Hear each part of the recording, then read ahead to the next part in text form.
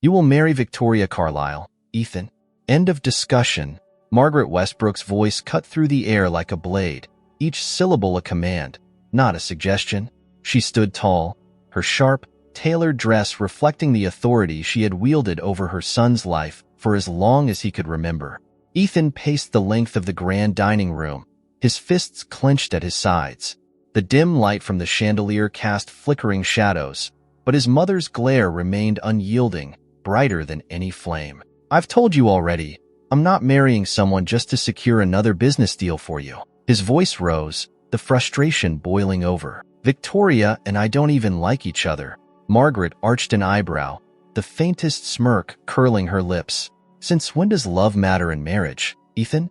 This isn't some romantic fantasy. It's business. The Carlyle merger will strengthen the company, your company, when you take over. Or is this how you intend to run things? With childish rebellion? Ethan's chest tightened. He wanted to hurl the nearest chair across the room, but that would only confirm what she believed, that he was immature, incapable. He stopped pacing and turned to face her, forcing himself to take a steadying breath. This is my life, Mother, not yours. If I'm going to get married, it'll be to someone I choose, not to satisfy your corporate ambitions. Margaret's eyes narrowed. She stepped closer, her heels clicking ominously against the marble floor. Listen to me, Ethan. You think you have a choice, but you don't. The engagement announcement is already planned. There will be no scandal, no deviation. You will marry Victoria. Ethan froze. You've already planned the announcement? Margaret didn't blink. Everything is arranged. The only variable is how cooperative you decide to be. For a moment, Ethan was too stunned to speak. His own life, scripted and executed without his consent. Fury surged through him, sharp and unforgiving. You can't control me forever, he said, his voice low but firm. You might have built this empire, but I won't let you dictate who I spend the rest of my life with. I'll find another way. Margaret's laughter was soft but cutting. Another way? You mean a scandal? A public disgrace to our family name? Don't be ridiculous. You're not reckless enough for that, Ethan. You've always played by the rules. Her words stung because they were true, or had been, until now. Ethan's jaw tightened. He grabbed his jacket from the back of a chair and headed for the door. This conversation is over, he said. Margaret didn't stop him, but her final words followed him like a shadow. You'll come to your senses, Ethan. You always do. Outside, the crisp evening air hit him like a slap, but it was a relief after the suffocating tension inside. Ethan strode down the street, his mind racing. He had no intention of returning to the mansion tonight, or maybe ever. He needed to think, to find a solution that would blow apart his mother's plans without destroying his own future. As he walked, the faint sound of music drifted toward him. At first, he barely registered it, but then it grew louder, pulling at his attention. A violin, its melody raw and haunting, cut through the noise of the city. Curious, he followed the sound to a small park nearby. Beneath a flickering street lamp, a young woman played, her eyes closed as if lost in the music. Her clothes were worn, her hair slightly disheveled, but her posture was proud, her movements precise. Ethan stopped a few feet away, watching. The melody was unlike anything he'd ever heard, both heart-wrenching and defiant, as if the violin itself were rebelling against some unseen force. When she finished, silence hung in the air for a moment before a smattering of coins clinked into a tin can at her feet. She opened her eyes and glanced at him, her expression wary but not unkind. "Enjoy the show?" she asked, her voice light but tinged with sarcasm. Ethan hesitated. "You're incredible," he said honestly. She snorted. "Incredible doesn't pay the rent." He frowned, noting the heavy bag slung over her shoulder and the threadbare jacket she wore against the chill. "Do you always play here?" he asked. "Why? You looking for a private concert?" Her words were sharp, but there was a spark in her eyes, a hint of amusement. "No," he said quickly. Sorry, I didn't mean to bother you." She sighed, softening slightly. "You didn't. Look, if you've got $1 to spare, great. If not, I've got places to be." Ethan reached for his wallet and pulled out a crisp $100 bill, handing it to her without a second thought. Her eyes widened as she took it, her fingers brushing his briefly. Are you serious? Consider it an investment, he said. In what? In your future. She tilted her head, studying him as if trying to figure out whether he was mocking her. Finally, she folded the bill and slipped it into her pocket. Thanks, she said. But don't think this makes you some kind of hero. Ethan smiled faintly. Wouldn't dream of it. As she turned to leave, an idea began to take shape in his mind. Wild, impulsive, and maybe exactly what he needed to escape his mother's grip. Wait, he called out. She paused, looking back over her shoulder. What if I told you I could help you get off the streets? He asked. But I'd need something in return. Her eyebrows shot up. Let me guess. You want me to play at some fancy event for your rich friends? Not exactly, Ethan said, stepping closer. I need a wife. Ruby blinked, her fingers tightening around the strap of her worn bag. Excuse me? You need a what? A wife? Ethan repeated, his voice steady, as if the words weren't completely insane. It's not as crazy as it sounds. Ruby tilted her head, skepticism flickering across her face. Oh, it sounds plenty crazy. Is this some kind of prank? Did your buddies put you up to this? No, Ethan said quickly, stepping closer but keeping his tone calm. I'm serious. It's complicated. Ruby stared at him for a long moment, as if trying to gauge whether he was unhinged or just desperate. Complicated? Huh, she said finally. Well, that's rich people speak for. I don't feel like explaining, but fine. Let's say I believe you. Why me? Why not pick someone from your own world? Some other millionaire heiress or whatever? Ethan exhaled sharply, running a hand through his hair. Because that's exactly what I'm trying to avoid. My family is forcing me into a marriage with someone I don't want, for reasons I don't agree with. If I marry someone else first, they can't force me into their plan. Ruby's brows furrowed as she processed his words. And you think I'm going to agree to be your escape plan? Why? Because it could help you, too, Ethan said, his tone softening. I can pay you. A lot. Enough to get you off the streets, get you a fresh start. It's just a marriage on paper, nothing real. You'd be free to live your life. Ruby gave a short, humorless laugh. You think money fixes everything, don't you? No, Ethan said, his gaze steady. But I think it can help. And I think you deserve better than this. She hesitated, the weight of his words sinking in. The offer was tempting, more tempting than she wanted to admit, but it also sounded too good to be true. And what happens when this blows up in your face? She asked. When your family figures out what you're doing. Because trust me, people like them don't just roll over and accept defeat. Ethan's jaw tightened. I'll handle them. This isn't about them. It's about taking back control of my life and giving you a chance to do the same. Ruby shifted her weight, glancing down at the violin case at her feet. For years, she'd been scraping by, one day at a time, with no real end in sight. This could be her ticket out, the break she'd been praying for. But trusting someone like Ethan Westbrook, a man who probably never had to fight for anything in his life, felt like jumping off a cliff blindfolded. What's the catch? She asked, narrowing her eyes. There isn't one, Ethan said. We'd sign a contract. You'd get paid. And once everything's settled, we'd go our separate ways. No strings attached. Ruby snorted. No strings. Huh? Says the guy who just offered marriage as a business deal. Ethan smiled faintly, the first hint of humor breaking through his otherwise serious expression. Fair point. But I'm telling the truth. She studied him for a long moment, weighing her options. Finally, she sighed. All right, Westbrook, I'll bite. But if this turns out to be some scam, I'm not above smashing that pretty face of yours with my violin. Ethan chuckled, relieved. Noted. So, is that a yes? Ruby folded her arms. It's a maybe. I need to know more.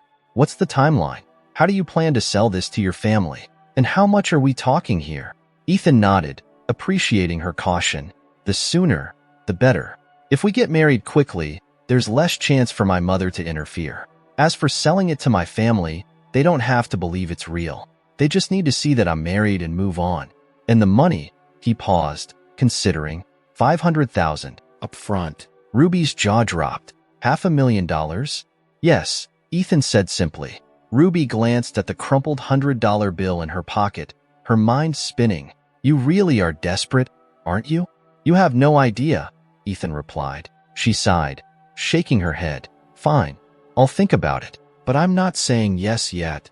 That's fair, Ethan said, extending a hand. But if you decide to say yes, I'll make sure it's worth your while. Ruby hesitated, then shook his hand. His grip was firm but not overpowering, his touch surprisingly warm. You'd better hope this works, Westbrook, she muttered. Because if it doesn't, we're both screwed. Ethan smiled, a flicker of determination lighting his eyes. It'll work. Trust me. As Ruby turned and walked away, the faint strains of her violin echoing behind her, Ethan felt the first glimmer of hope he'd had in weeks. For the first time, he wasn't just reacting to his mother's control. He was taking the first step toward breaking free. Ethan sat in the back corner of the courthouse, his knee bouncing with nervous energy. The fluorescent lights overhead cast an unforgiving glare, and the smell of stale coffee lingered in the air. This was not how he had envisioned his wedding day. Not that he'd ever pictured one before. Ruby walked in, her steps hesitant but steady. She wore a simple black dress that looked like it had been pulled from the depths of a thrift store rack, but on her, it carried a quiet elegance. The violin case was slung over her shoulder as always, like a lifeline she couldn't abandon. You look, Ethan hesitated, then finished with a small smile. Appropriately skeptical. She arched a brow. Nice save. Ethan stood, his hands shoved into his pockets. You're sure about this? Ruby rolled her eyes. I'm here, aren't I? Don't make me second sit now. He nodded, exhaling sharply. All right, let's do this. The clerk behind the counter, a middle-aged woman with glasses perched on the tip of her nose, called them over. Westbrook and Harper? That's us, Ethan said, stepping forward. Ruby followed, her expression unreadable. The clerk handed them a stack of papers, her tone brisk but professional. Sign here, here, and here. Witnesses are required, but we can provide staff if needed. I'll handle that, Ethan said, gesturing to a man seated near the door. It was the bodyguard he'd brought for this very reason. Neutral, discreet, and paid well enough to keep quiet. Ruby glanced at the bodyguard, then back at Ethan. You really thought of everything, huh? I try, he replied, his voice light but with an edge of tension. As they signed the forms, Ruby couldn't ignore the surreal nature of the moment. She'd always imagined marriage as something distant, unattainable, a dream for people who weren't constantly fighting to survive. And now, here she was, marrying a man she barely knew for reasons that felt equal parts absurd and desperate.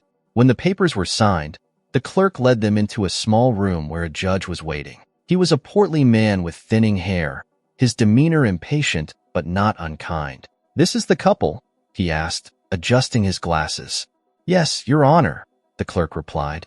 The judge cleared his throat, flipping through the paperwork. All right, let's make this quick. Do you, Ethan Westbrook, take Ruby Harper to be your lawful wedded wife? Ethan turned to Ruby, his gaze steady. I do. The judge looked at Ruby. And do you, Ruby Harper, take Ethan Westbrook to be your lawful wedded husband? Ruby hesitated for the briefest of moments, her eyes meeting Ethan's. His expression was calm, almost reassuring, and for a reason she couldn't quite name, that was enough. I do, she said. By the power vested in me by the state of New York, I now pronounce you husband and wife. You may kiss the bride, if that's part of the arrangement. Ethan froze, his face coloring slightly. Ruby smirked, clearly amused. Don't push your luck, Judge. The judge chuckled, closing the folder. Fair enough. Congratulations. As they walked out of the courthouse, the cold air hit Ruby like a wake-up call. She adjusted the strap of her violin case, glancing at Ethan. So, what now? Do I get my check and disappear? Ethan stopped, turning to face her. Not quite. My mother's going to want proof that this is real. That means you'll need to stay at the mansion for a while. Ruby blinked. Excuse me? Your mansion? Yes. It's temporary, Ethan said quickly. A few weeks at most. Just until my mother realizes this isn't some stunt. Ruby let out a low laugh, shaking her head. You've got to be kidding me. This just keeps getting better. I know it's not ideal, Ethan said, his tone softening. But I'll make sure you're comfortable. You'll have your own space, no strings attached. Ruby eyed him warily. You're really not giving me a choice here, are you? I'm trying to protect both of us, he he said, meeting her gaze. If this looks fake, it won't just blow back on me. It'll blow back on you, too, she sighed, her breath visible in the cold air. Fine. But if anyone starts treating me like some charity case, I'm out. Understood, Ethan said with a nod. They stood in awkward silence for a moment before Ruby added, So, I guess I'm Mrs. Westbrook now. That's weird. Ethan chuckled, the sound light but genuine. Yeah, it is. As they walked toward his waiting car, Ruby glanced back at the courthouse, a strange mix of relief and apprehension settling in her chest. This wasn't the life she'd imagined, but it was the one she'd chosen, for now. The drive to the Westbrook estate was unnervingly quiet. Ethan sat beside Ruby in the back of the sleek black car, his hands resting on his lap. He wanted to say something, anything, to ease the tension, but words failed him. Ruby, on the other hand, seemed perfectly content staring out the window, her violin case wedged between them like a buffer zone. When the car turned onto the estate's winding driveway, Ruby let out a low whistle. So, this is how the 1% lives. Ethan gave her a sheepish smile. It's a lot, I know. A lot, she said, raising an eyebrow. It's borderline obscene. The mansion loomed ahead, all towering columns and pristine white stone.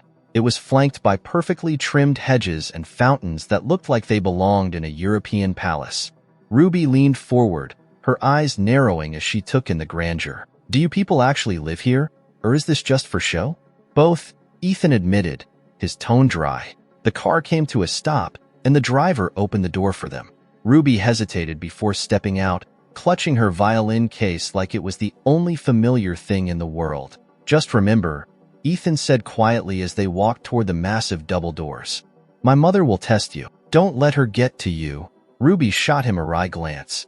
Relax, Westbrook. I've dealt with worse than an overbearing socialite. The doors opened before Ethan could reply, and they were greeted by a butler who looked like he'd stepped out of a period drama. Mr. Westbrook, the man said with a bow. Your mother is waiting in the sitting room.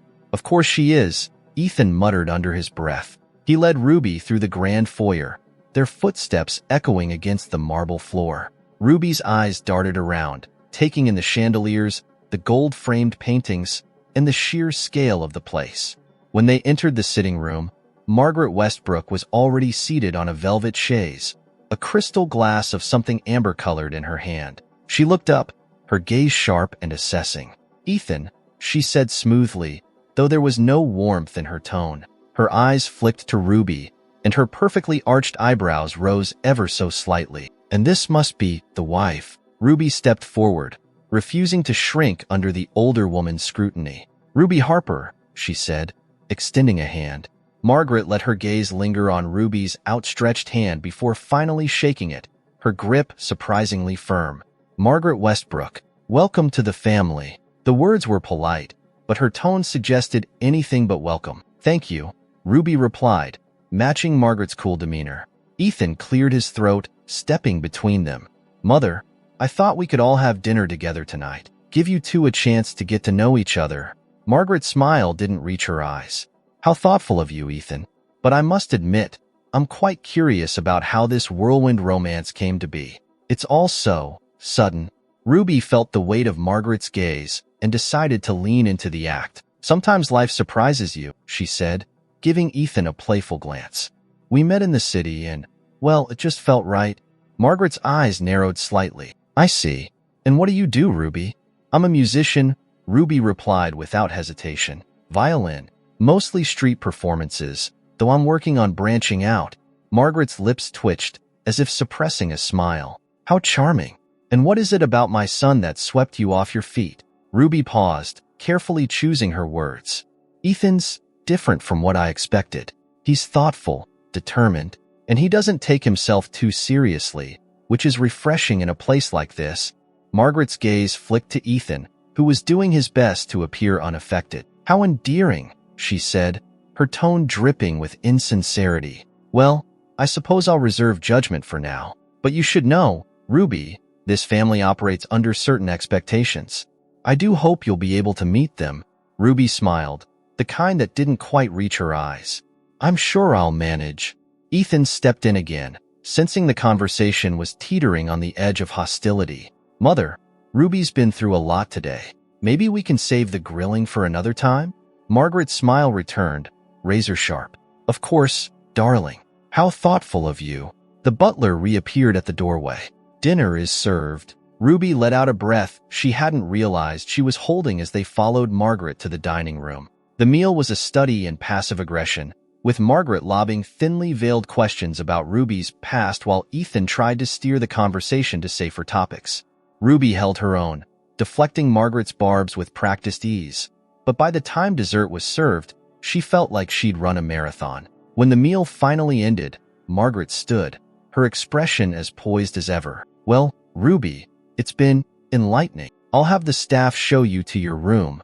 Ruby's smile didn't falter. "Thank you. I appreciate your hospitality." As Margaret swept out of the room, Ethan turned to Ruby, his shoulders sagging. "I'm sorry about that." "Geez, a piece of work," Ruby finished. "But don't worry. I've dealt with worse." Ethan gave her a small smile. "You were incredible." "Seriously," Ruby shrugged, slinging her violin case over her shoulder. "Let's just hope she buys it." Ethan nodded, a flicker of unease in his eyes. "Yeah, let's hope." As Ruby followed the butler to her room, she couldn't shake the feeling that Margaret Westbrook wasn't just skeptical, she was suspicious. And if Ruby wasn't careful, this deal of theirs could unravel before it even began. Ruby closed the door to her assigned room and leaned against it, her eyes on the ornate furniture and heavy curtains. The silence weighed on her. Downstairs, Margaret and Ethan were probably discussing her arrival, dissecting every word, every gesture. She had expected resistance, but nothing had prepared her for the subtle hostility coursing through the mansion. A knock broke the quiet. Ruby approached, opening the door a few inches. One of the staff stood there, an older woman with a neutral expression, holding fresh linens. Ruby accepted them without a word and watched the woman retreat. The encounter felt impersonal. This was a house where warmth would not come easily. Ruby turned back into the room and examined her surroundings. A large bed, an elegant dresser, a small writing desk. The silence returned, pressing in. She set her violin case on the desk's surface and ran a thumb over its worn latch. The violin had carried her through countless nights, guiding her when there was nothing else. Her new life, however, offered no familiar signposts. She wandered out into the hallway, careful to move quietly. The house seemed to breathe in hushed tones. Somewhere in a distant room, muffled voices drifted through closed doors, but she couldn't make out words. She passed framed photographs of Ethan as a child, flanked by Margaret and a man she assumed was his father. The smiles in those photos felt frozen, detached. Ruby found herself imagining what kind of place this had been back then. She shook off the thought. No point romanticizing a family willing to force marriages for business gain. At the end of the corridor, she discovered a small study. She slipped inside. There were books on every wall and an imposing desk at the center. A lamp glowed softly on a side table, illuminating a few scattered newspapers. Ruby approached them. Headlines discussed corporate mergers, stock prices, and philanthropic galas. She read a few lines, tracing patterns in the stories. It was a language foreign to her. Power plays, acquisitions, alliances sealed with handshakes or wedding bands. She wondered how long she had before Margaret or someone else tried to prove she didn't belong. A sound in the corridor made her stiffen. Light footsteps approached, then paused outside the door. Ruby considered hiding, but that would be childish. She stood straight, let her hands fall at her sides. The door opened, and Ethan entered, stopping short when he saw her.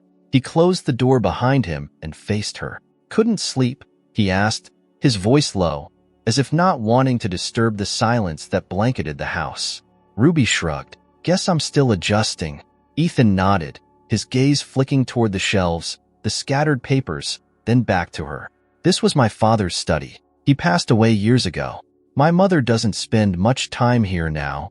Ruby listened but said nothing. The silence stretched between them. He seemed more uncertain than he had in the city. There, he had been decisive, urgent, driven by a problem to solve. Here, surrounded by the empire built by his family, he seemed smaller, almost uncertain. He took a seat in one of the armchairs and gestured for her to do the same. She chose to remain standing. He rested his elbows on his knees, leaning forward, as if wanting to speak quietly. I know this isn't easy, he said. Everything must seem strange. Ruby nodded. It's not exactly what I'm used to. He hesitated, then continued. My mother, she's not going to make this comfortable.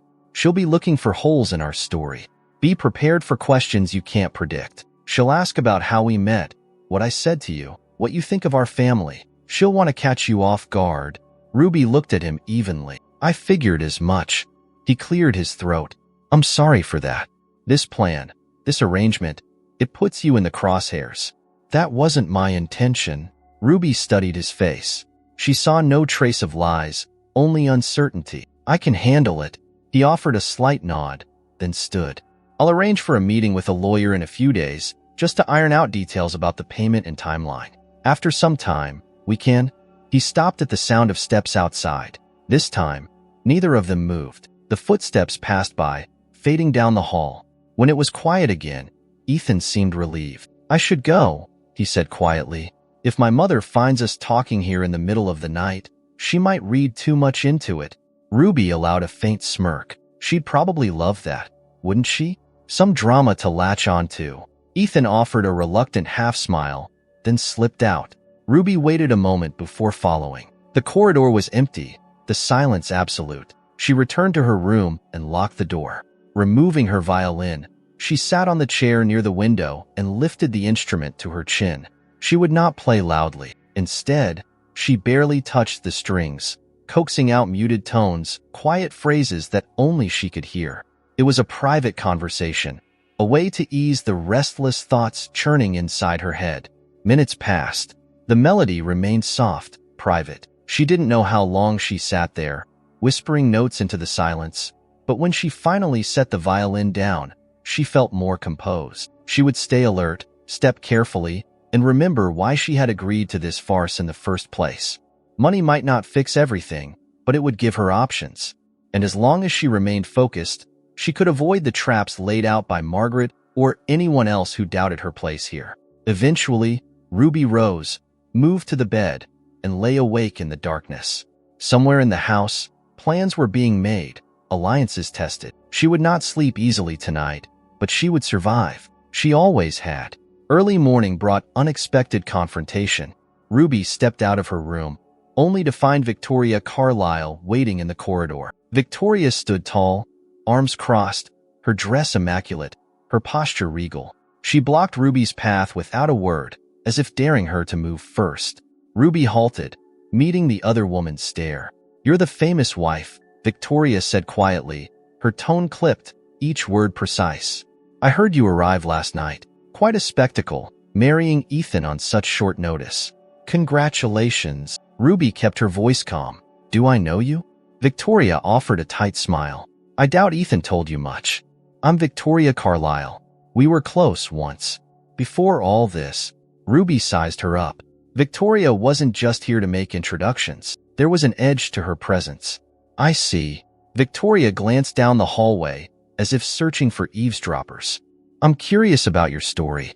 Ethan's marriage came out of nowhere. Some people think it's a ploy. Ruby shrugged. Think what you want. Victoria's smile became more forced. You seem confident for someone who doesn't belong here. Ruby raised an eyebrow. Does anyone belong here? A faint flicker of annoyance crossed Victoria's face.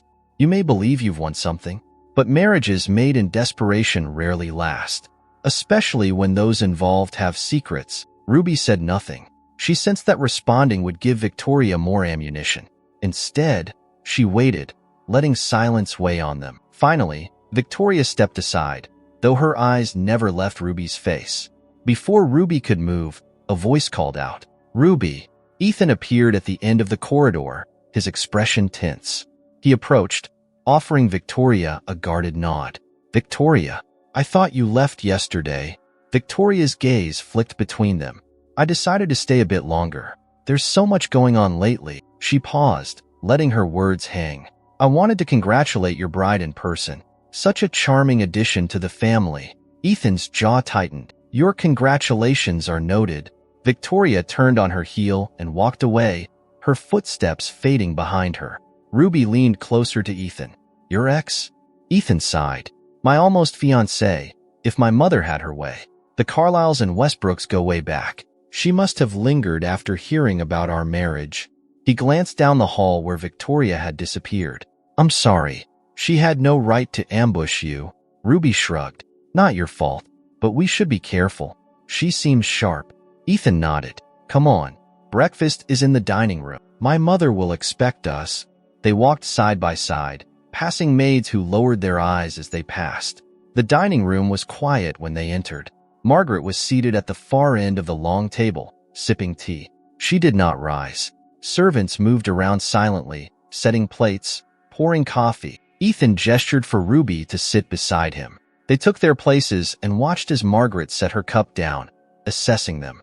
I see Victoria found you this morning, she said, her tone light but probing. Ethan replied carefully. She congratulated us. Margaret tapped a manicured finger on the tablecloth. I trust Ruby handled herself well. Ruby kept her voice neutral. She was curious. That's all. Margaret allowed a small nod. Good. Now, I assume you both understand that a proper wedding celebration will be expected. The press will want photographs, a story. We cannot appear secretive or hasty. It must look like love, or at least something respectable. Ethan stiffened. Mother, we already married. Why feed the press anything more? Margaret frowned. Because perception matters. If the world believes this union is stable, then the Carlyle arrangement becomes irrelevant. And you, my son, won't be forced into any more unpleasant negotiations. Isn't that the goal? Ruby decided to speak up. I'm not interested in playing games for the media, but I understand appearances matter to you. If it keeps everyone off our backs, I can handle a few cameras. Margaret's expression showed a flicker of approval. Very pragmatic. A subtle tension hung over the table as they began to eat. The breakfast spread was lavish. Fresh fruit, pastries, eggs, smoked salmon, but appetite didn't come easily. Ruby sipped coffee to fill the silence. Margaret spoke again, turning toward Ethan. I've arranged a small gathering for this evening. Just family and a few close associates. A chance for everyone to meet Ruby properly. Ethan's grip on his fork tightened. He looked at Ruby as if to say, Are you all right with this? Ruby gave the slightest nod. They had to keep up the act. Fine, Ethan said. We'll be there. Margaret dabbed her napkin at the corner of her mouth, satisfied. Wonderful. Just remember, people will ask questions. You both need a coherent story. How you met, why you married so suddenly. Nothing too complicated. Something believable. Ruby took another sip of coffee. We'll manage. After breakfast, Ethan escorted Ruby outside. Once they were out of earshot, he leaned closer and spoke quietly. I'm sorry about all this. I didn't realize my mother would plan a gathering so soon. Ruby studied the manicured garden, the perfectly trimmed hedges and polished statues. We knew she'd test us. Let's get our story straight. We met by chance in the city, connected over something, maybe music. We realized we had more in common than we thought, and it led to a quick marriage. Keep it simple. Ethan nodded. We can say I visited a park one night to clear my head, and you were playing the violin. That caught my attention. We started talking, spent more evenings together, fell in love, fast, impulsive, but genuine. Ruby considered. Leave out anything that sounds too grand. Just say we enjoyed each other's company, realized we could be happy together. No one in that crowd will know anything about me, so they'll look for inconsistencies. Let's not give them any. Ethan's shoulders relaxed slightly. Agreed. They began walking along a stone path that curved behind the mansion, careful to keep their voices low. Ruby's mind worked to cement details. They should have a first date location, maybe a small cafe near the park. Nothing fancy, just a believable spot. They should remember how long they've known each other, say a few weeks. Not too short, not too long. Ethan's phone buzzed. He checked it, frowned, and slipped it back into his pocket. Ruby raised an eyebrow. Problems? He hesitated. Just business issues.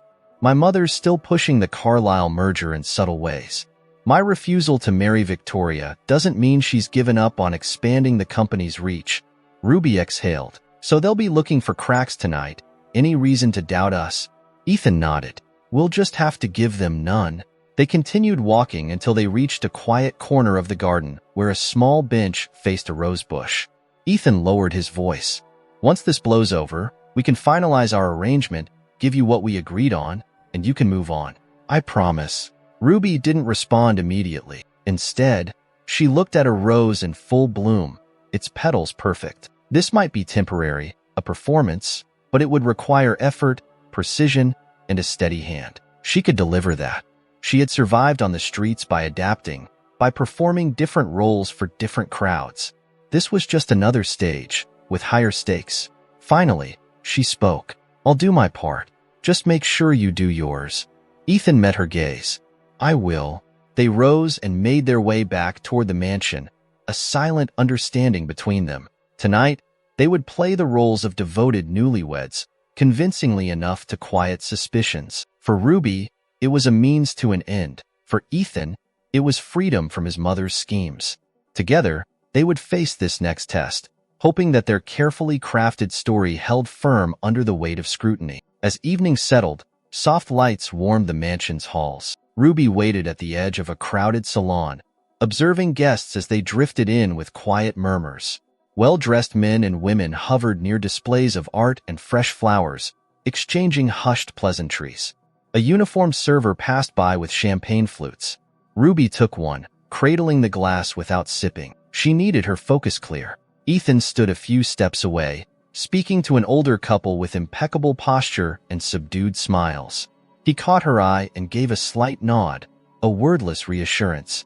Margaret, stationed by a grand piano, guided conversations like an orchestra conductor, introducing people, steering topics, ensuring that no loose thread unraveled the image of a united family. Ruby noticed Victoria lingering near a marble column, back straight, eyes watchful.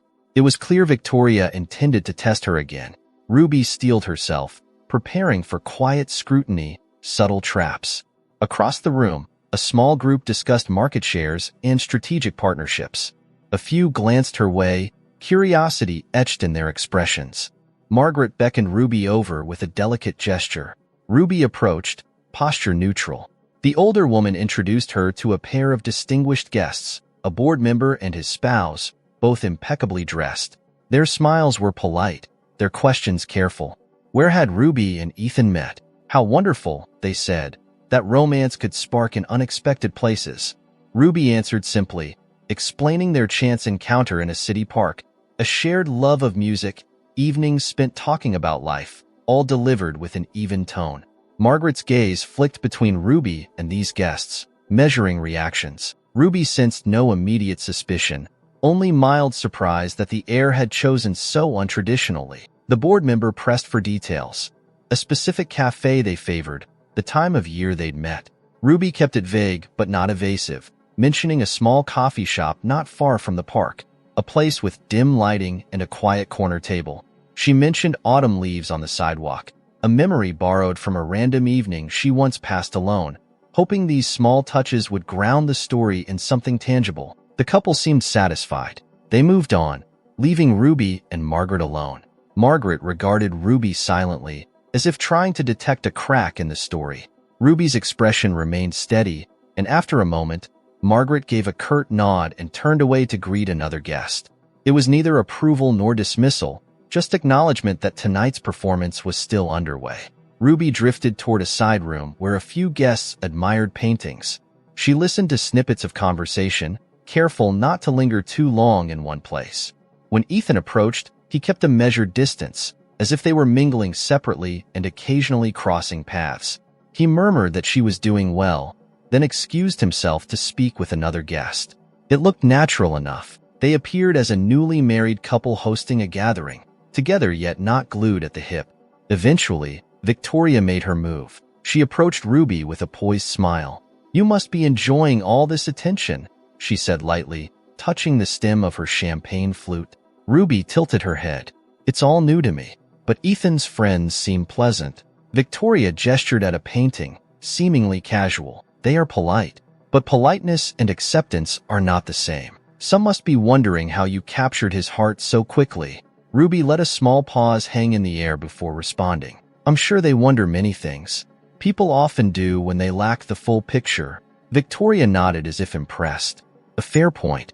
I only hope you find the demands of this life agreeable. It can be overwhelming, especially for someone who isn't used to certain standards.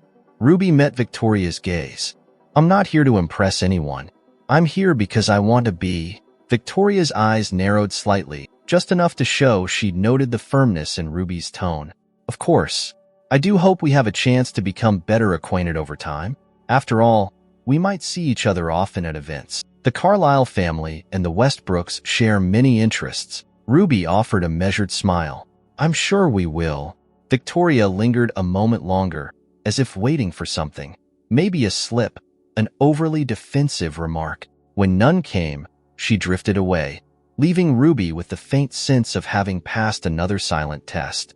Across the room, Ethan wrapped up a conversation and made his way toward her. She met him halfway. They stood near the center of the salon, where the evening's soft hum of conversation and gentle clink of glassware created a comfortable mask for quiet words. How are you holding up? He asked under his breath, face composed. So far, so good. Ruby answered evenly. Margaret introduced me to some board members.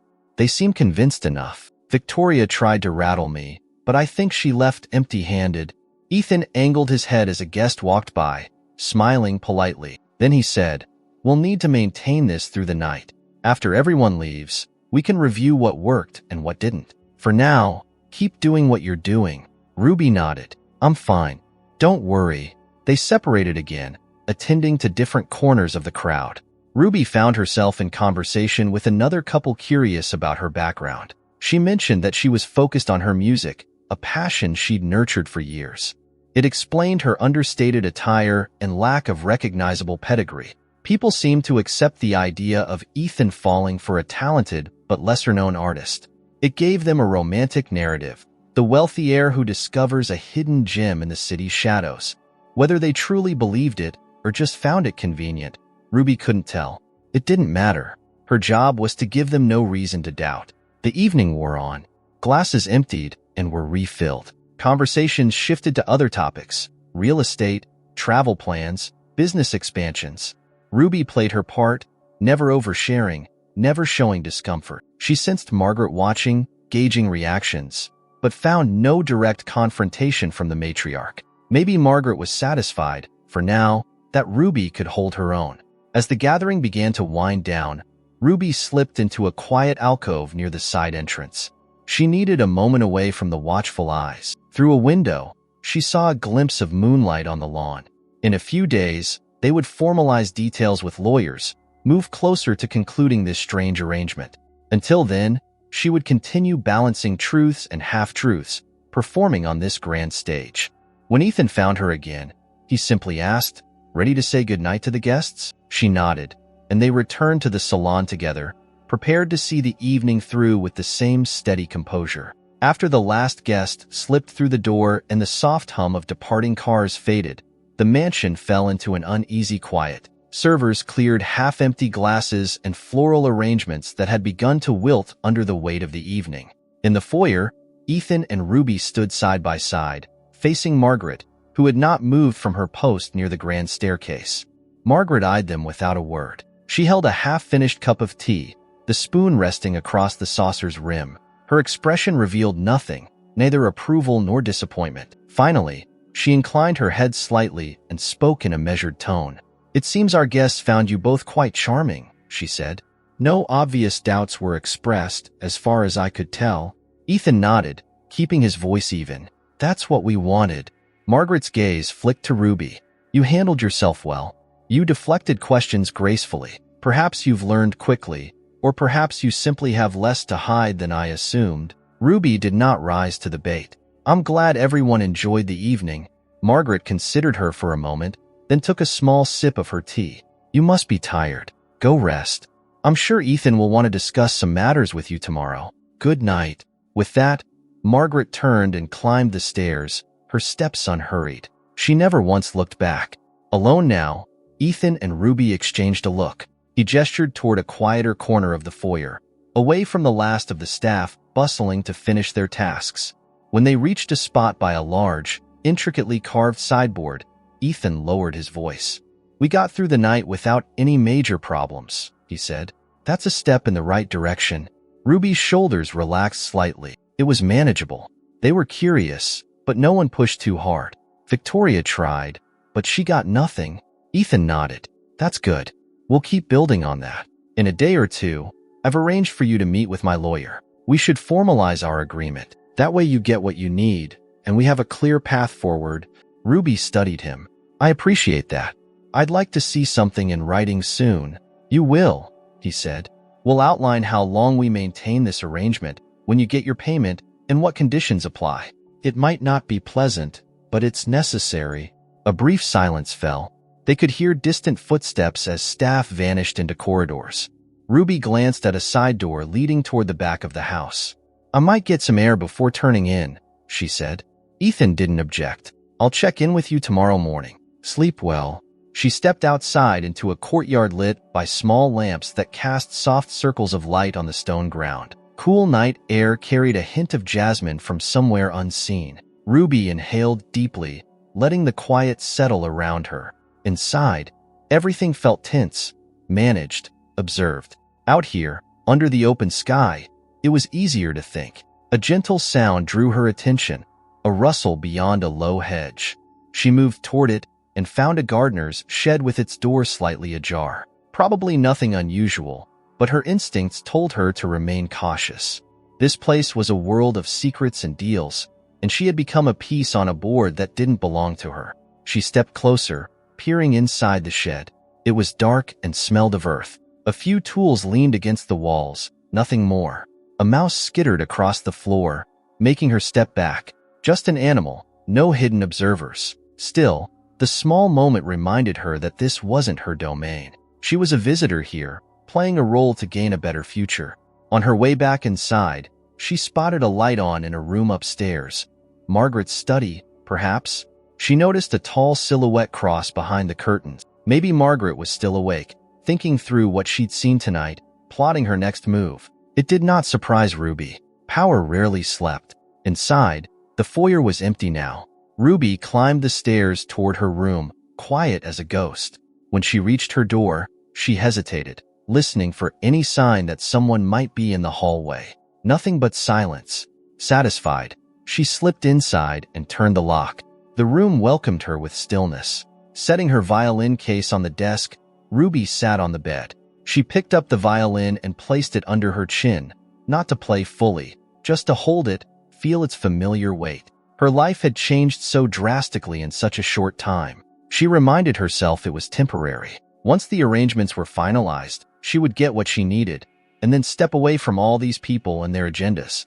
But a lingering thought scratched at her mind. It wouldn't be easy to leave cleanly. Margaret was a strategist.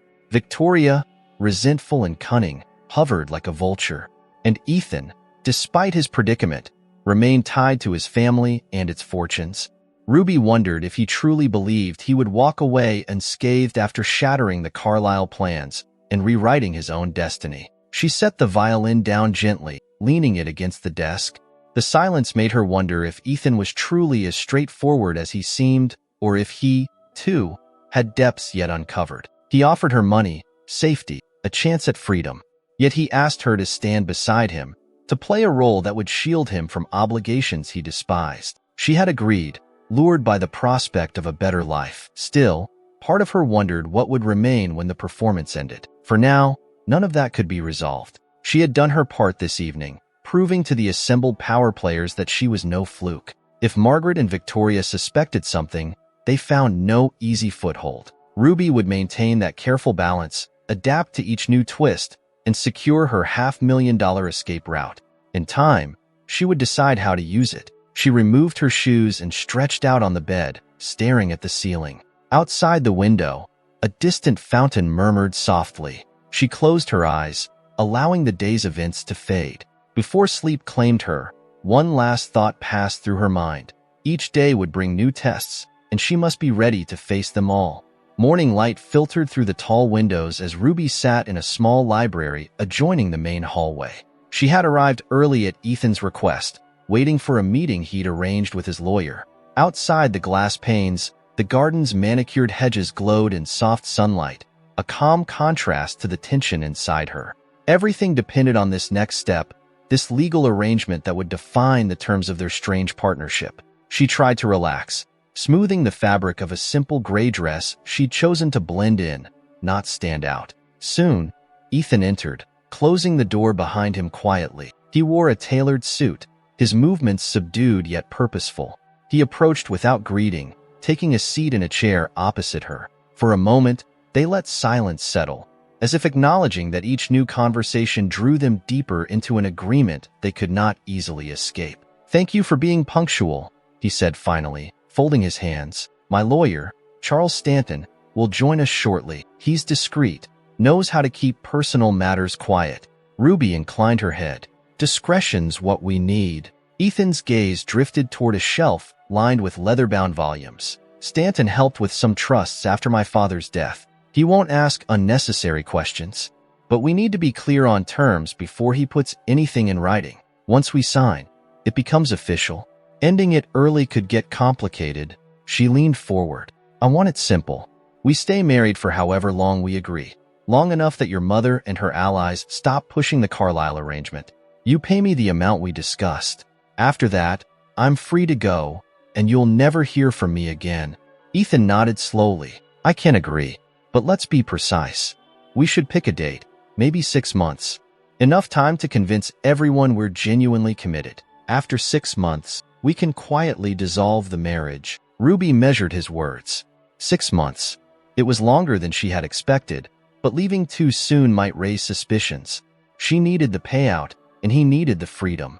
"All right, 6 months. During that time, no one learns the truth. I keep up appearances, attend whatever events are necessary, and you transfer the funds at the start to prove good faith." Ethan pressed his lips together. "Upfront might be hard. Half now, half when the marriage ends. That way, you have something guaranteed, and I know you won't disappear midway." Trust goes both ways. Her jaw tightened. She didn't like the idea of waiting for the rest of the money, but he had a point. If she vanished early, it would wreck his plan. She considered it. Half now would still be more money than she'd ever seen. It would give her a safety net. Fine. Half now, half later. He looked relieved, as if they had overcome a hurdle. Before he could say more, a light knock sounded at the door. Ethan stood and opened it. Charles Stanton entered, a tall man in his 50s, silver hair neatly combed, wearing a modest suit. He carried a slim briefcase and offered a polite nod to Ruby. "Mr. Westbrook," Stanton said, setting the briefcase on a side table. "This must be your wife." "Yes," Ethan said. "Ruby, this is Charles Stanton. He'll help us finalize the terms of a prenuptial agreement and other related documents. We decided to keep things simple, Charles. No complex trusts, just a straightforward arrangement." Stanton adjusted his glasses and addressed them both. "Of course. I understand you two married without formal contracts in place. We can draft a post-nuptial agreement to clarify your financial and personal obligations. Is that acceptable?" Ruby nodded. "That's what we want." Stanton took out a notebook. "I'll need details. The length of the marriage, financial arrangements, conditions for divorce or separation. Also, any confidentiality clauses you'd like included." Ethan spoke first. "We'd like a fixed term, 6 months, and at its conclusion, we agree to an amicable divorce. No contest. The financial arrangement is that I provide a sum in 2 parts, half now and half at the end, in exchange for Ruby's cooperation in presenting a stable, unified image to family and associates." Stanton's pen moved swiftly. "Understood. Any stipulations about public appearances? Disclosure to friends or family?" Ruby answered carefully. "We'll keep the truth private. As far as anyone knows, we're a genuine couple. No one outside this room learns the nature of this contract." "Confidentiality clause, then," Stanton said. "If either party breaches it, what are the penalties?" Ethan and Ruby exchanged a glance. She shrugged lightly. "If I reveal the truth, I forfeit the second payment. If Ethan reveals it, he still owes me the full amount plus a penalty." Ethan inclined his head in agreement. "Fair. Also, no claims on each other's property after divorce, aside from the agreed sum. We leave with what we brought in, plus the settlement for Ruby." Stanton wrote it all down, nodding as he went. "This is straightforward. No children, I assume?" Ruby felt herself stiffen. Ethan cleared his throat. "No children. This arrangement ends cleanly." Stanton glanced up. "Very well. I'll draft the documents and bring them for your signatures tomorrow morning. Once signed, we can handle the initial payment. I recommend keeping the transfer discreet. Ethan looked at Ruby. Does that work for you? She nodded. Yes. Excellent, Stanton said, slipping his notebook back into the briefcase. I'll prepare everything and return tomorrow. Mr. Westbrook, Mrs. Westbrook, thank you for your time. With a polite bow of his head, Stanton left the room. As soon as the door closed, Ethan let out a quiet breath. That went smoothly. Ruby rose from her chair, crossing her arms. So far, so good. But we still have to actually live this for 6 months. That means dealing with your mother and Victoria, and whoever else pokes their nose in. Ethan stepped closer, keeping his voice calm. I know, but now we'll have a clear contract. Once we sign, you have security. Your money is guaranteed. We just need to maintain appearances. She studied him, wondering what private thoughts lingered behind his careful tone. I understand. Just remember, I'm not doing this out of goodwill. I need that money. If things get too complicated, I won't hesitate to protect myself. Ethan gave a slight nod. I respect that. Let's just make it through these months. When it's over, you can start whatever life you want, and I'll have cleared my path away from my mother's control.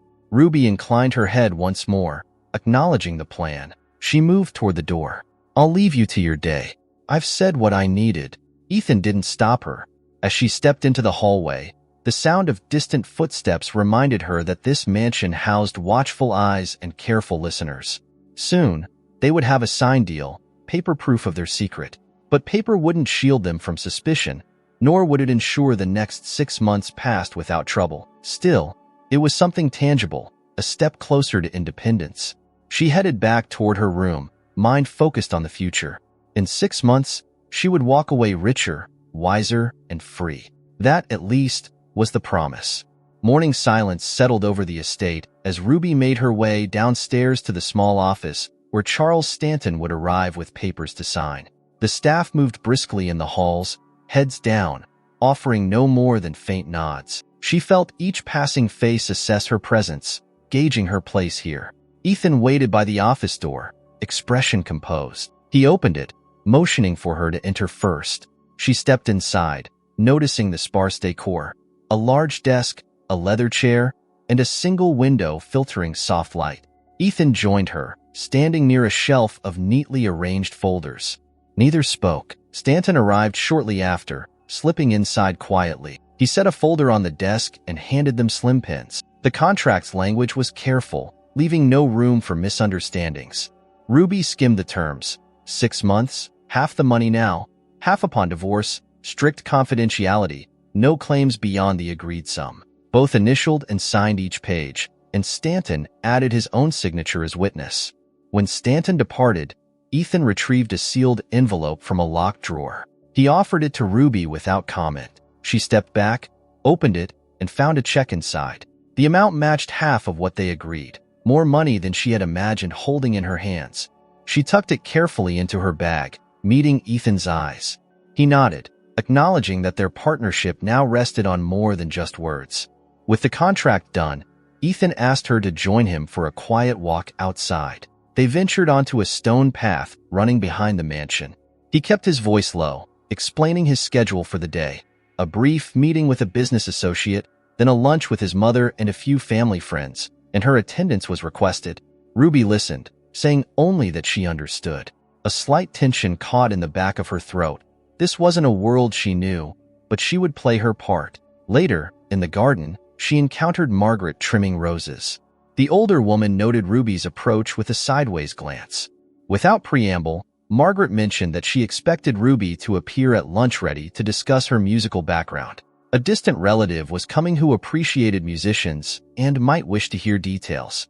Ruby nodded, committing to a careful script that revealed nothing incriminating. Inside the house, Ruby took a moment alone in her room. She examined her check again, ensuring it was real, imagining how this money would change her life. It meant no more sleeping in doorways, no more fear of losing what little she possessed.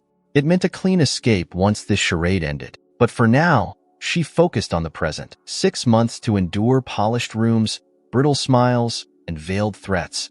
She placed the check in a safe spot inside her violin case, then carefully locked it. At lunch, a small gathering settled around a polished table set with delicate porcelain. Ethan sat beside Ruby, and Margaret presided at the head, while 3 guests chatted about mundane matters. Ruby remained quiet but attentive. When asked about her violin, she described her early fascination with its sound, omitting the struggles that shaped her talent. She offered no tragic stories, just a hint that circumstances had not always been easy. The guests seemed intrigued rather than suspicious. Margaret watched closely, her silence signaling that Ruby's answers met acceptable standards. After the meal, one of the guests, a refined woman in her 60s, asked if Ruby might play something someday.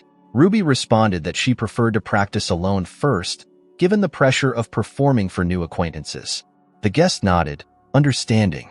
Margaret said nothing, allowing the subject to drift. Later, as Ruby wandered through a corridor, Victoria emerged from a side passage. Without smiling, Victoria remarked that the contract with Stanton must have given Ruby comfort. Ruby feigned ignorance, playing the role of a confused newcomer, insisting she knew nothing of contracts. Victoria stared for a long moment before stepping aside. Her eyes conveyed a wordless challenge.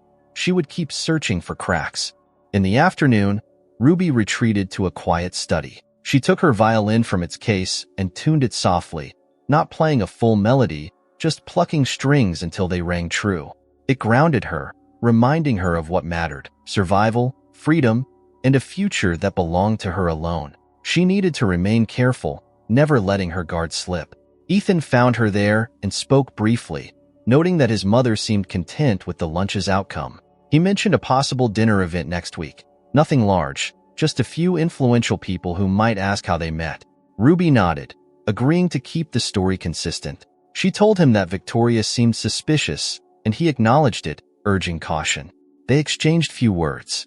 They understood each other's roles now, a delicate balance, with no room for errors. As evening approached, Ruby ventured out to the garden again. Under a quiet sky, she sat on a stone bench, feeling a kind of weary calm. She had signed the contract and secured a fortune in 2 parts. She had survived the first events without raising too many questions. Margaret had accepted her presence for now. Ethan cooperated smoothly. Victoria lurked at the edges, but her attempts to trap Ruby had failed so far. Over the next weeks, Ruby would need to maintain this facade, always alert, always prepared to offer a plausible story. She would show no cracks. She would betray no doubts. There would be more events, more tests, more subtle attempts to unravel the truth. As she rose from the bench and headed back inside, the mansion's lights glowed warmly, concealing the tensions within. Ruby stepped through the door, determined to endure the coming months with steady composure, each day bringing her closer to an exit, a freedom she could almost taste. In the following days, Ruby navigated the household's shifting undercurrents with careful restraint. The morning after signing the contract, she rose early and found the mansion quieter than usual. Margaret had left for a charity luncheon, Ethan was occupied with a board meeting downtown, and the corridors belonged to the staff gliding through their routines. Ruby used this lull to center herself, preparing for whatever new tests lay ahead. After breakfast, she retreated to the library, where tall shelves muted the world beyond. She selected a biography of a 19th-century composer, leafing through pages and noting a few passages to mention if anyone asked about her musical interests. She would present herself as cultured, curious, not just a street performer who stumbled into luxury. Outside, a gardener trimmed hedges. Inside, her thoughts aligned like neatly stacked notes on a sheet of music. Later, when Ethan returned, he found her seated on a window seat overlooking the lawn. He mentioned an upcoming dinner for a small circle of investors who might ask about their personal life. It would take place in a week, giving them some time to refine their story. Ruby agreed, suggesting they add a small detail to their origin tale, maybe a particular piece of music that first sparked their connection. Ethan nodded. They settled on a simple narrative. Ethan had been drawn to her playing a certain nocturne, something classical but not too obscure, an easy fact to recall under scrutiny. For most of that afternoon, Ruby stayed out of sight. She passed Victoria once in a hallway without speaking. Victoria narrowed her eyes, but said nothing. Margaret's absence provided a brief respite. Without her steady gaze, the household relaxed slightly. A maid smiled at Ruby in passing. a small human gesture that reminded Ruby she was not entirely alone in this charade. Near sunset, Ethan suggested a walk around the perimeter of the property. They followed a gravel path that circled the mansion's broad lawn, passing a quiet grove of trees where shadows stretched across manicured grass. Both kept their voices low. They reviewed key points: the cafe where they claimed to have lingered over coffee, the early autumn air, the gentle laughter that supposedly passed between them as they discovered shared interests. They rehearsed these details like actors learning their lines, careful not to overdo it, careful to keep the story consistent and believable. Ethan paused by a low stone wall where vines crept along the surface. He mentioned that some of the investors invited to the dinner were also close to his mother. They would be subtle in their inquiries, but their conclusions would travel back to Margaret. Ruby only nodded. She understood. Every conversation, every gesture, could be filed away as evidence or suspicion. Their efforts had to appear effortless. That night, the mansion's dining hall was empty, as most of the family events took place in more intimate rooms. Ruby found herself alone in her bedroom, tuning her violin again. She played a few soft scales, listening to each note, ensuring the instrument's voice remained steady. She tried a phrase from a nocturne Ethan had mentioned earlier, a piece by Chopin, one known enough that investors might recognize it. Her playing was quiet, private, a reminder of what had carried her through so many hardships. This was the part of herself that required no script, no lies. After a few measures, she stopped. Tonight, she needed rest more than practice. She set the violin aside and considered the next steps. They had the contract, half the money, and a clear timeline. They had established a narrative for outsiders. The main threats still loomed: Margaret's silent tests, Victoria's probing stares, the possibility that someone might catch a slip in their story. But Ruby was growing accustomed to these pressures. For every veiled question, she had an answer ready. In the days that followed, Ruby was careful to interact with the staff kindly, but without revealing much. She listened more than she spoke, gleaning small hints about the family's patterns. Margaret typically held meetings with certain advisors every Thursday morning. Victoria liked to arrive unannounced and linger near doorways. Ethan often disappeared into his study after dinner, reviewing documents that Ruby never asked about. Knowledge might protect her, so she gathered it quietly, never drawing attention. Midweek, Margaret summoned Ruby into a sitting room dominated by pale furnishings and fresh-cut flowers. Margaret sipped tea, gestured for Ruby to sit, and inquired casually about Ruby's progress on a new piece she might play. Ruby responded that she was polishing a romantic melody, something that captured the mood of their supposed courtship. Margaret's eyes gleamed with mild interest, but offered no hint of approval. "Charm the investors," Margaret said finally, setting her cup down. "They like sentiment, as long as it doesn't appear theatrical." Understated sincerity. "Ruby, can you manage that?" Ruby smiled slightly. "I think so." With a delicate nod, Margaret excused her. Outside the sitting room, Ruby exhaled. Understated sincerity. How ironic, when her entire presence here was a performance. Still, she could deliver what Margaret wanted. She had survived on the streets by reading people's needs and adapting. Here, it was no different, just higher stakes. The night before the investor dinner, Ethan and Ruby reconvened in the library. They spoke quietly near a lamp, reviewing details one last time. Ethan looked tired but determined. He mentioned that Victoria had tried to corner him earlier, asking pointed questions about a previous summer trip. He deflected by smiling and praising Ruby's music, shifting the subject to something non-controversial. Ruby approved of his approach.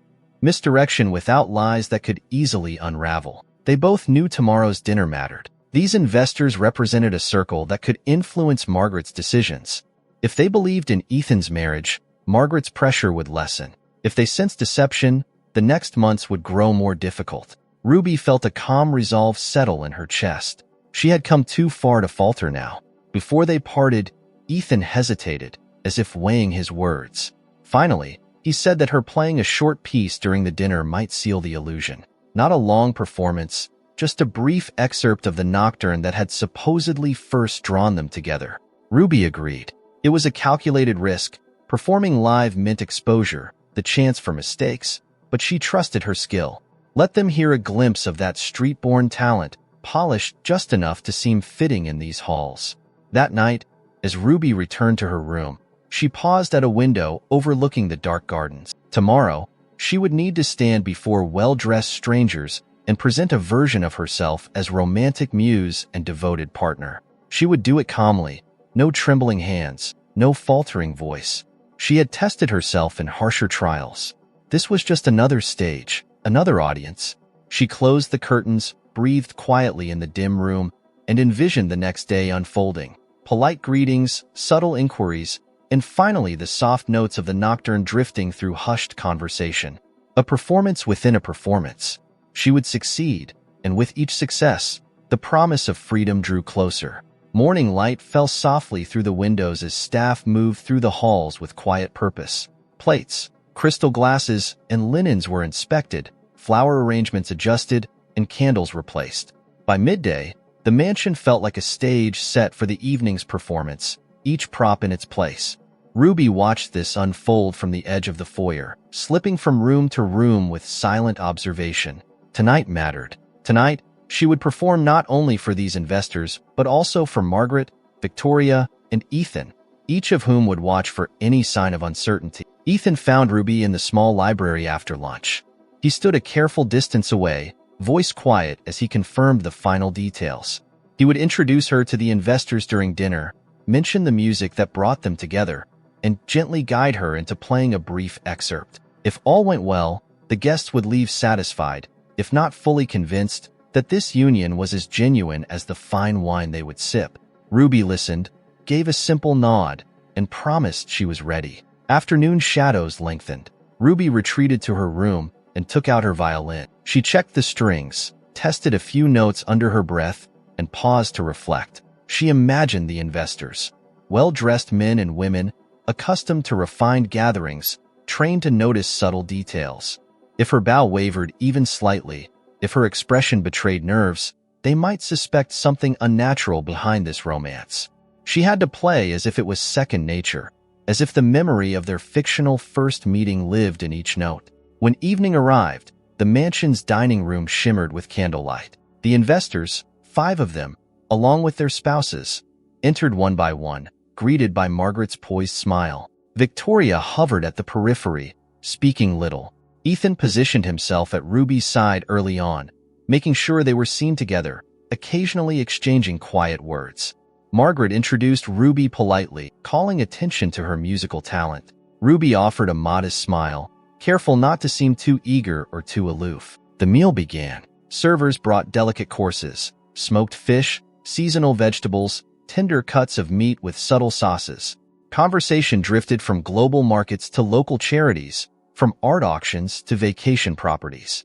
Ruby contributed sparingly, showing interest without dominating the talk. When someone asked about her music, she described how she found inspiration in quiet corners of the city, how the violin's voice captured emotions that words could not. She did not mention her past hardships. She hinted only at a life shaped by art and chance encounters. Ethan watched her with discreet admiration, as if recalling the moment he first heard her play. Margaret remained inscrutable, occasionally lifting her gaze to measure the guests' reactions. Victoria's silence felt heavy at the end of the table. Ruby sensed the other woman's presence like a distant storm cloud, waiting for a misstep. After the main course, as servers cleared plates and refilled glasses, Ethan leaned forward and told a brief, gentle story. He described a late evening when he walked through a quiet park and heard a violin song drifting beneath lamplight. He didn't embellish much, just enough to paint a scene that felt plausible. He mentioned that the piece Ruby played that night was a nocturne that seemed to express longing and hope. The guests listened, intrigued. Ruby kept her gaze lowered, letting Ethan's words fill the silence. When Ethan finished, one of the investors, an older man with silver hair, asked if Ruby might honor them with a few measures of that nocturne. A ripple of anticipation passed along the table.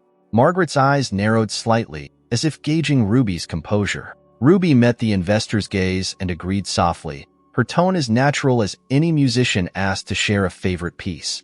Ethan rose, retrieved Ruby's violin from a stand by the wall, and handed it to her. The table fell quiet. The only sounds were the soft whisper of servants in the background and the faint chirp of crickets outside the open windows. Ruby stood at the far end of the room, near a small arrangement of flowers. She closed her eyes for a second, recalling the opening phrase of the nocturne. Then she set bow to string and began. The melody emerged warm and steady, each note shaped with subtle care. Ruby did not try to dazzle them with technical feats. This was about sincerity. Her tone conveyed gentle affection, as if recalling a memory that still stirred her heart. A few measures in, she glanced up briefly, just enough to see that the guests had leaned forward, listening intently. Margaret's expression was neutral but focused. Victoria's lips pressed into a thin line, and Ethan's posture relaxed as if relieved that nothing had gone amiss. The music swelled slightly, then faded. Ruby let the last note linger in the hush that followed. She lowered the violin and offered a faint smile, meeting no one's eyes for too long. Applause rose, polite and genuine enough. One of the guests praised her touch and subtlety. Another mentioned how it did indeed evoke late-night streets and quiet moments. The older investor who had requested the performance nodded approvingly, looking satisfied. As Ruby returned to her seat, Ethan thanked her softly, and the dinner resumed. Conversation drifted on, now warmed by the memory of her notes. Talk moved to other subjects, an upcoming auction, philanthropic ventures. But the atmosphere had shifted. Ruby sensed that the guests saw her differently now, less as an unknown figure and more as a quiet talent whose presence in Ethan's life could be understood, if not fully explained. Margaret seemed calmer, inserting a pleasant comment about the piece. Victoria said nothing at all. By the time dessert was served, delicate pastries and fresh berries, the tension had eased. Ruby answered a few more questions about her music, careful to maintain the established story. When the evening ended, as the guests made their farewells, they offered kind words about the dinner, the company, and the brief performance. Their eyes did not hold suspicion. They had found no reason to doubt what they had seen and heard. After the door closed behind the last investor, Ruby slipped away quietly, leaving Ethan and Margaret to tidy the social aftermath. She returned to her room, placed the violin in its case, and breathed steadily. Another test passed, another step closer to the end of this arrangement. The music had done its work, carrying her through one more performance in a world built on careful illusions. Each success brought her closer to the freedom waiting on the far side of these months. By the next morning, a subtle shift had taken root in the mansion's atmosphere. The investors' dinner had gone smoothly, and while no one proclaimed it openly, the tension around Ruby's place in the Westbrook household seemed to ease. She noticed it in small details. The staff appeared more relaxed when addressing her, Margaret didn't summon her with the same probing intensity, and Ethan's posture had lost some of its rigidity. The performance had achieved its purpose, at least for now. Still, as Ruby dressed and stepped into the corridor, she felt no complacence. Each victory was temporary. 6 months would stretch longer than these early days. She would need to maintain this steady composure for a season's worth of gatherings, subtle tests, and private glances. She moved carefully, quiet on the plush carpets, until she found herself at a small reading nook overlooking the rear gardens. There, she sank into a chair and allowed herself a few minutes of solitude. Ethan found her soon afterward, approaching with measured steps and a subdued smile. "The investors left positive impressions," he said softly, standing so that the sunlight through the window fell across his shoulder. "My mother seems pleased. She mentioned to me that it was a promising sign that you handle yourself so well in these situations." Ruby inclined her head. "I'm glad she thinks so." There was no boasting in her voice. She accepted the compliment as a necessary tool. Margaret's satisfaction meant fewer traps. Ethan crossed his arms. "I know this can't be easy. The constant vigilance, the careful words. I appreciate it." She glanced at him, noting the sincerity in his tone. "You're welcome," she said simply. There was no need to elaborate. They had a deal, and both were fulfilling their ends of it. A distant door clicked shut, and the sound of light footsteps approached. Victoria emerged from a side corridor, her face impassive. She paused at the threshold of the reading nook, addressing Ethan with cool politeness. "There you are. I was looking for you. Margaret wants a word in her study." Ethan inclined his head. "Of course." Before leaving, he gave Ruby a small nod, as if reminding her to remain cautious. When Ethan left, Victoria stepped forward, taking the spot he had vacated. "You performed well last night," she said, the words sharpened by an undercurrent of doubt. The guests were impressed. Ruby met Victoria's gaze. I'm glad they enjoyed it. Victoria tilted her head. Did you enjoy it, though? Must be exhausting, always on display. Ruby didn't flinch. I'm used to performing. Is that all this is? A performance? Victoria asked, her voice curiously soft. Ruby considered carefully. Victoria's question held more than one meaning. I've been a musician for a long time. Performing is second nature. Victoria's lips curved into a faint, humorless smile. I suppose that's a skill worth having in this household. She let the silence linger, then dropped her gaze, as if deep in thought. You must know I had my own understanding with Ethan before you appeared. Ruby gave the slightest nod. I've heard. I want you to know something, Victoria continued quietly. My interests and Margaret's interests aren't always identical. I watch what happens here, and I draw my own conclusions. The question I'm considering isn't whether you're good at playing a role. It's whether this role suits Ethan's true intentions. Ruby said nothing, but her heart tightened a fraction. Victoria was circling closer to the truth without openly stating it. Was this a warning or a lure? Victoria studied her carefully, seeking any reaction. You may have charmed investors, but not everyone's convinced so easily, she said. In time, we'll see what remains after the performance ends. With that, Victoria turned and left as abruptly as she'd come. Ruby watched the corridor long after she vanished.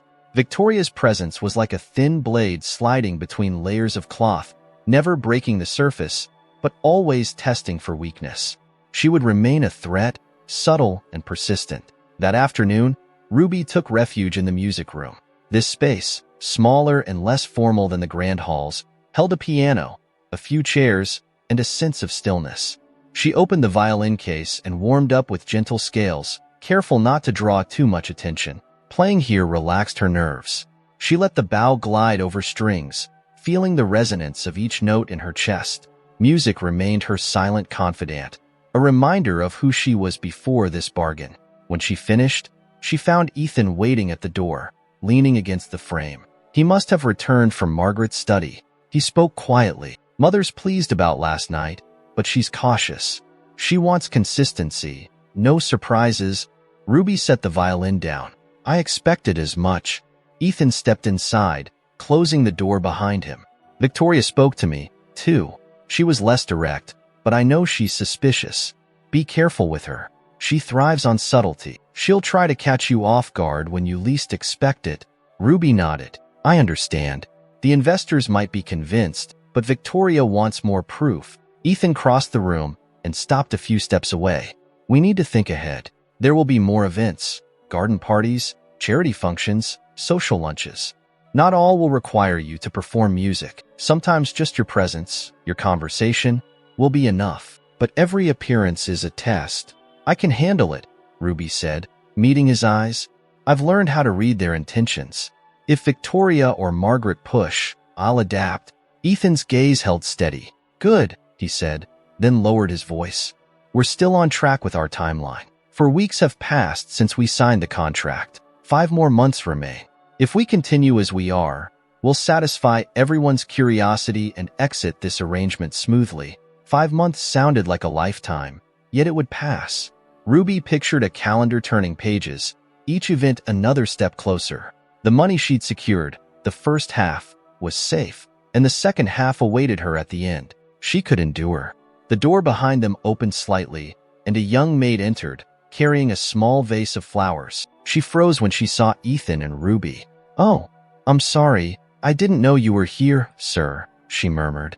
It's fine, Ethan said, stepping aside so the maid could place the vase on a table near the piano. The maid worked quickly, then retreated without another word. Her presence reminded Ruby that she and Ethan weren't alone in this charade.